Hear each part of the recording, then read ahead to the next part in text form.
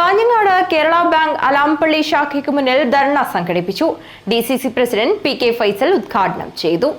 ജനാധിപത്യപരമായി തെരഞ്ഞെടുക്കപ്പെടുന്ന സംഘം ഭരണസമിതികൾക്കെതിരെ അവിശ്വാസം രേഖപ്പെടുത്തി സംഘങ്ങളും സ്ഥാപനങ്ങളും പിടിച്ചെടുക്കുവാൻ ലക്ഷ്യം വെച്ചുകൊണ്ട് സഹകരണ മേഖലയിൽ കൊണ്ടുവരുന്ന പുതിയ കരട് നിയമം ചട്ടം 43B പിൻവലിക്കണമെന്നും ഈ ഭേദഗതി സഹകരണ മേഖലയെ സംഘർഷഭരിതമാക്കുമെന്നും ഈ മേഖലയിൽ നാളിതുവരെ വളർച്ചയെ പിറകോട്ട് നയിക്കുമെന്നും DCC പ്രസിഡന്റ് PK ഫൈസൽ പറഞ്ഞു.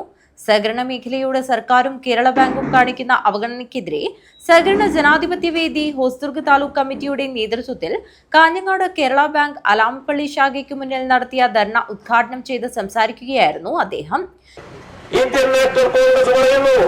സഹകരണ ജനാധിപത്യ വേദി പറയുന്നു, കേരളത്തിലെ ബാങ്കുകൾ ഇന്ന് നിലനിൽക്കുന്നത് കക്ഷി രാഷ്ട്രീയത്തിന് അതീതമായി ഒട്ടനവധി ആളുകൾ കേരളത്തിലെ സഹകരണ പ്രസ്ഥാനം നിലനിൽക്കുന്നതിന് വേണ്ടി ഒട്ടനവധി ഡെപ്പോസിറ്റുകൾ ചെയ്യുന്നു.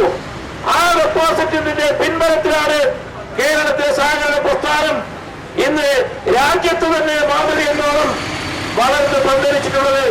പക്ഷേ CPM പാർട്ടി രാഷ്ട്രീയം കൊണ്ട് സഹകരണ മേഖലയെ തകർക്കാനും CPM-ന് അനുകൂലമായ നിയമനിർമ്മാണങ്ങൾ നടത്തി സഹകരണ ബാങ്കുകളെ പിടിച്ചടക്കാനുള്ള നടപടികളുമായി മുമ്പോട്ട് പോയാൽ സഹകരണ ജനാധിപത്യ വേദി ഹോസ്ദുർഗ് താലൂക്ക് കമ്മിറ്റി ചെയർമാൻ മടിയൻ ഉണ്ണികൃഷ്ണൻ അധ്യക്ഷത വഹിച്ചു.